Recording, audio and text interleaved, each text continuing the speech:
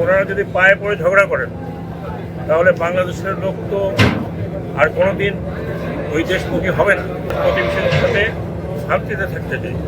কিন্তু ওনারা যদি পায়ে পড়ে ঝগড়া করেন তাহলে বাংলাদেশের লোক তো আর কোনোদিন ওই দেশমুখী হবে না, এবং ওই দেশের প্রতি যে আমাদের একটা বন্ধুত্ব সুলভ ইয়ে ছিল, এটা খারাপ করছিল না ওনাদের কারণে।